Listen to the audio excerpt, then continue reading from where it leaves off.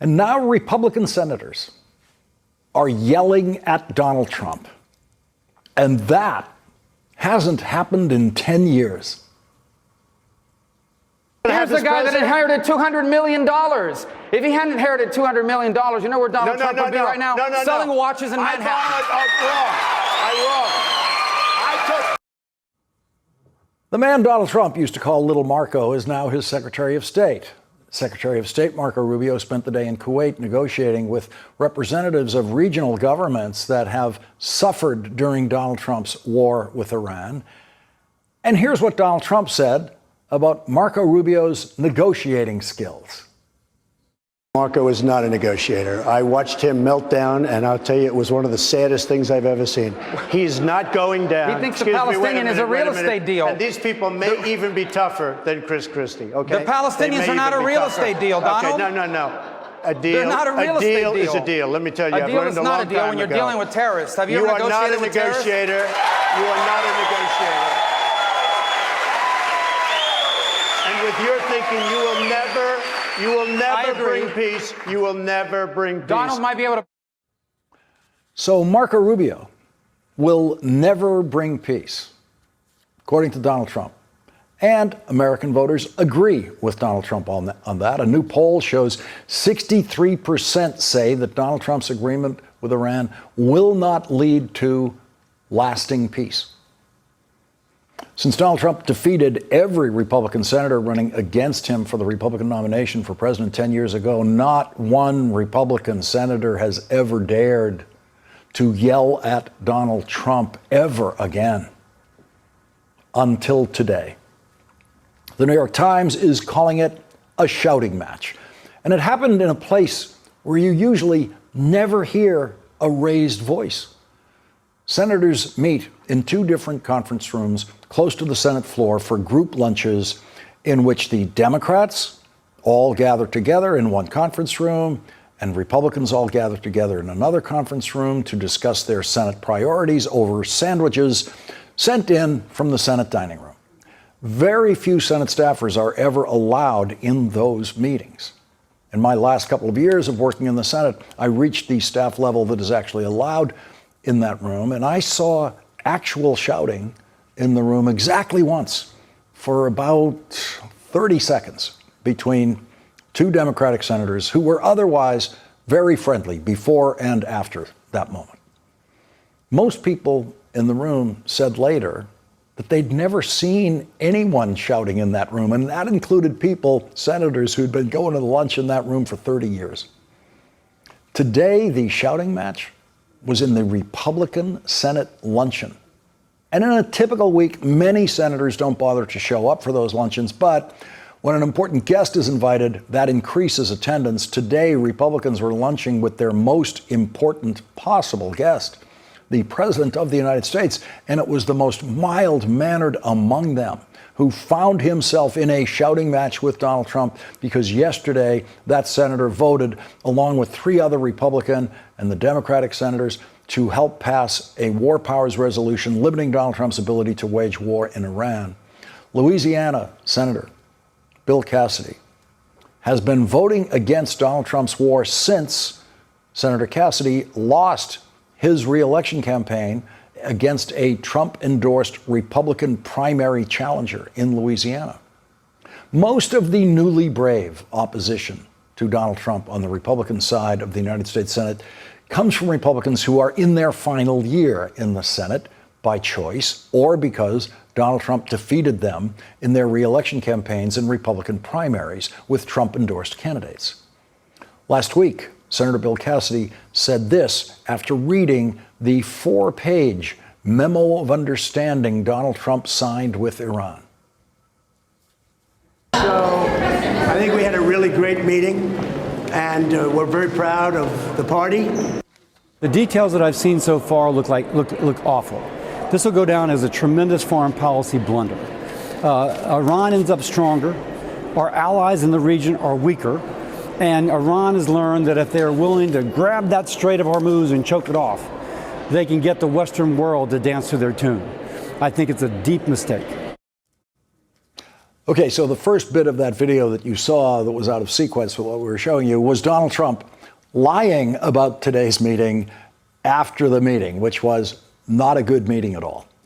And according to Senator Cassidy's modest account of his shouting match with Donald Trump, the account that Senator gave to reporters right after the luncheon, he didn't say anything as harsh or strong as what we just heard him say last week about Donald Trump's Iran deal. But it obviously doesn't take much to get Donald Trump shouting. And Senator Cassidy said that once Donald Trump was shouting, he, quote, matched his tone and his volume, end quote. Senator Cassidy spoke briefly to reporters after the luncheon where no video cameras were present, and he said this. He asked, why would anybody vote for the War Powers Act? As he continued, I said, is that a rhetorical question, or would you like to really know? He said, I'd like to know.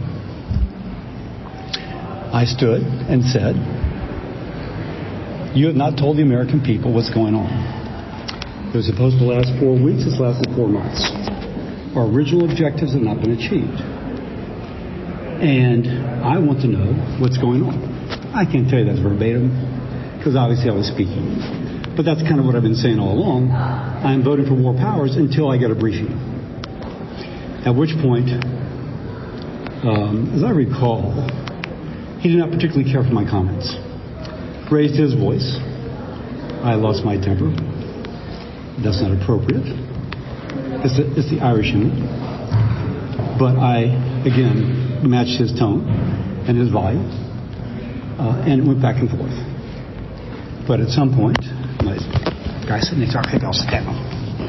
And so I sat down and tried to de-escalate. I guess my point is, though, that the American people need to know more than we are being told. The Senate needs to know. And it does not appear, although I don't know for sure, that the course of this is going the way that we were told. And so I make no apologies for standing up to the president, if you will, trying to demand that more information be shared with the Senate and more information be shared with the American people. I make no apologies for that whatever. And if someone tries to bully me into not asking that question, I'm not going to accept that either. I am sticking up for the American people, even if I'm speaking to the president. When the president raised his voice at you, what did he say? Did he insult you? Or? Something like, what does President Trump say? Oh, you lost the election, that sort of thing. Whatever, comes to mind as to demean another person. The New York Times reports this about the uncouth, vulgarian Donald Trump. Mr. Trump also lashed out at Senator Lisa Murkowski, Republican of Alaska, who was part of the bloc of Republicans that supported the resolution, calling her a horrible person, according to senators in attendance. In not one of the reports about what happened in that room did a single senator rise to say, no, she's not, when Donald Trump called Lisa Murkowski a horrible person. And so they remain the weakest collection of people in Washington history who bear the title senator. Our first guest tonight, whose service as a senator included being the chairman of the Senate Foreign Relations Committee, was never afraid to tell a president that his war was a failure. John Kerry's first appearance in the United States Senate was as a leader of the Vietnam Veterans Against the War when he testified to the Senate Foreign Relations Committee, the committee he would eventually become chairman of, about the horrors of combat in Vietnam that he participated in and the impossibility of the United States ever winning that war. John Kerry's testimony that day helped end the Vietnam War sooner than it would have without his unique voice in protest against that war. John Kerry's opposition to that war helped end the draft and to spare the lives of young American men who were therefore never sent to die in that war. As President Obama's Secretary of State, he continued what can be seen as his lifetime commitment to trying to save us from war by negotiating the most important diplomatic breakthrough of the 21st century, the agreement with Iran, supported by 5 other countries, that Iran would never develop or acquire a nuclear weapon. That agreement was working exactly as intended, with Iran's full, obedient compliance, when Donald Trump, for absolutely no reason, abandoned the agreement. As soon as Donald Trump did that, Iran began immediately enriching nuclear material for the possible production of nuclear weapons, something Iran had completely stopped doing thanks to the agreement negotiated by John Kerry and enforced by international inspectors who were allowed to go anywhere in Iran to find out exactly what Iran was doing, with the full support of 5 other countries who joined that agreement: China, Russia, France, the United Kingdom, Germany, and the European Union, all supporting that inspections regime that John Kerry negotiated. Donald Trump is now trying to do something alone through war that John Kerry did with the most important allies in the world through diplomacy. Unfortunately, for the United States and the world, no one with John Kerry's experience and expertise is involved in the current negotiations with Iran. So Donald Trump has rendered his judgment on the murders of Renee Good and Alex Preddy. He was referring to both of those cases when Donald Trump used the words "should have not happened."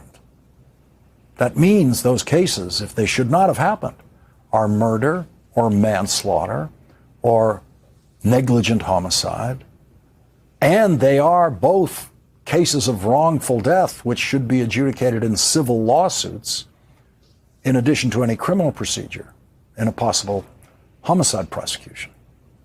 Donald Trump said it should have not happened in what could be his most watched interview of the year, because Donald Trump knows that that is what the people of the United States of America believe. Donald Trump has seen polls, and he knows that the polls are crushing his invasion of American cities. And that's why Donald Trump is saying it should have not happened.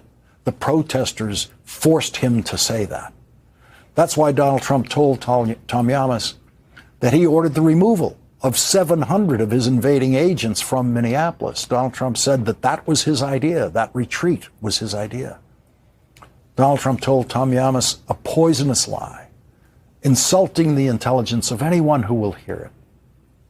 Polls show that Donald Trump's Super Bowl audience for this interview will not believe his poisonous lie about his ICE agents, because a new poll shows that 63% disapprove of how ICE is enforcing immigration laws. 63% disapprove of Donald Trump's invasion forces. 61% believe that Donald Trump's administration has not given an honest account of the shooting death of Alex Preddy by federal immigration agents. Donald Trump was speaking directly to those 61% when he said it should have not happened. But Donald Trump is going to offend the 63% who disapprove of the way ICE is enforcing immigration laws when they hear his sick and poisonous lie about ICE and the murders of Renee Good and Alex Preddy. I'm not happy with what happened there. Nobody can be happy, and ICE wasn't happy either. ICE wasn't happy? ICE shouldn't be happy. Most law enforcement officers are not happy when they are forced to fire their guns in defense of their lives. Most law enforcement officers who kill in the line of duty are not happy to do it. It is the rarest thing a police officer in America can do. Almost all police officers in America never have occasion to shoot at anyone in their entire careers. You'd never know that from the trigger-happy cops delivered to us in the fantasies of Hollywood screenwriters. But most police officers in a 30-year career never shoot at anyone. And the good police officers who are forced to shoot at someone never feel happy about it. But Donald Trump's invasion forces are different. If you have been given reason by what you've seen on video to suspect that they are enjoying the cruelty, you have been proven right. Donald Trump's Border Patrol agent Charles Exum tried to murder a 30-year-old American citizen in Chicago, Miramar Martinez. She's a Montessori school teacher who suffered 7 gunshot wounds fired at her by Agent Charles Exum for absolutely no reason. And the legal proof that there was no reason is that the criminal charge filed against her was dropped.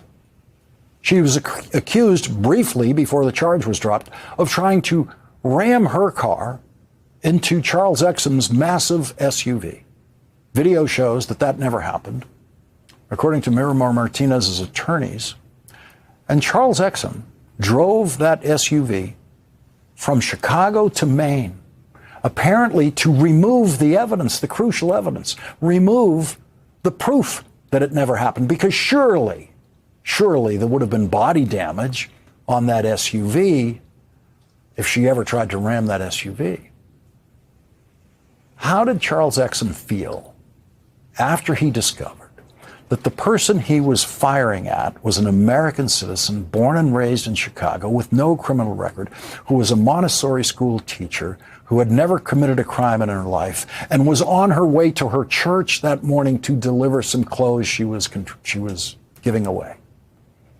Did he say, "I'm not happy with it"? Did he say it should not have happened? No, he did not. We know what he said. After the shooting, he texted his Trump invasion force teammates. And what he said is the clearest window we have into the dark, ugly hearts of Donald Trump's invasion forces. Miramar Martinez testified to a joint House and Senate hearing yesterday where not a single Republican showed up.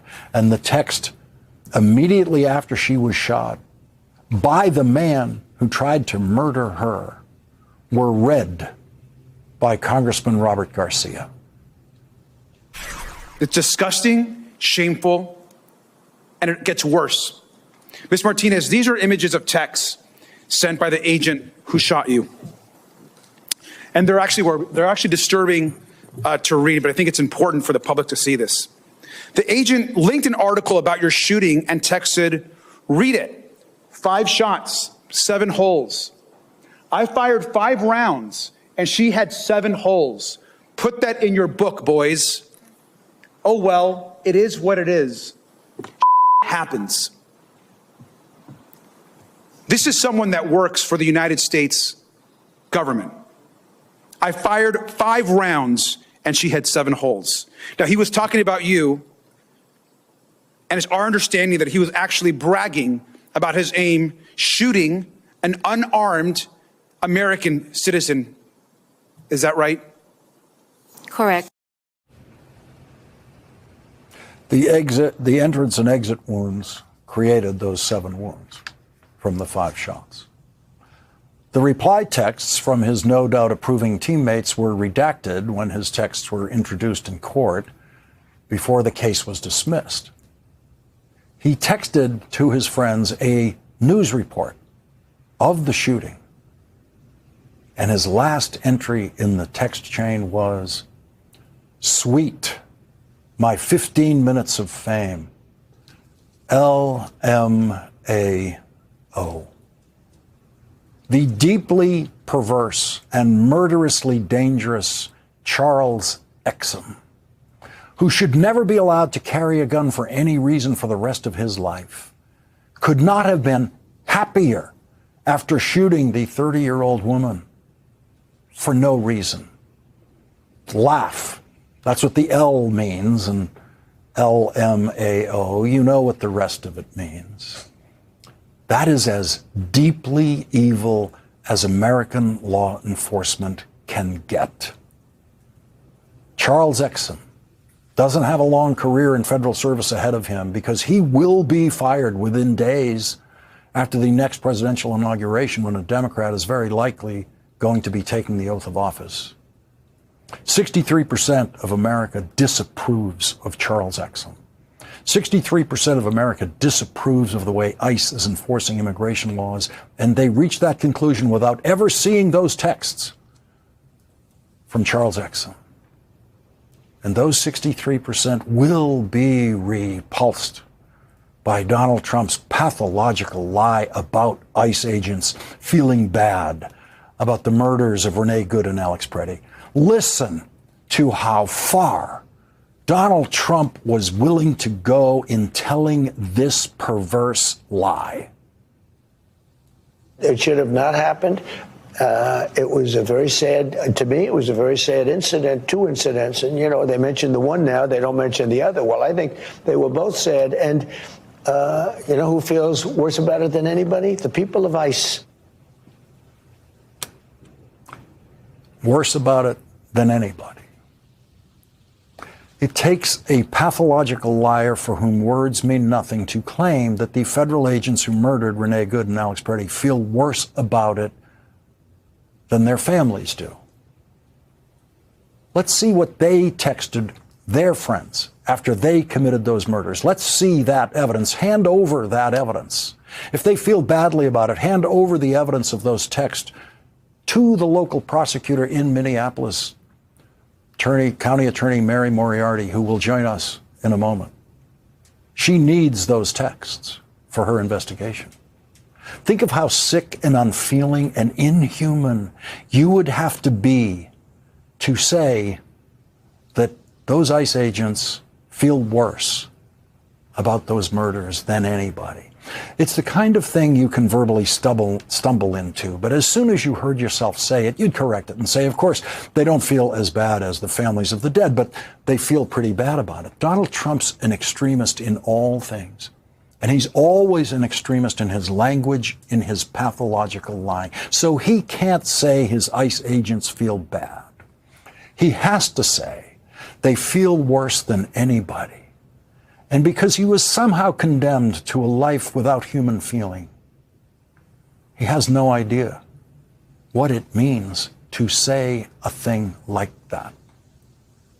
No, Donald, your ICE agents do not feel worse than Renee Good's brothers, who testified at that joint House-Senate hearing yesterday. Sunlight doesn't ask for recognition. It just gives. It warms, it nurtures, it helps things grow. Renee did that for us. She helped us grow. She helped us believe in ourselves. She helped us see the good, even when life felt heavy. Renee is not gone from us. She's in the light that finds us on hard days. She's in the resilience we didn't know we had until we needed it. She's in the laughter, the memories, the love that continues to grow. Like dandelions, like sunlight, and like Renee. Thank you.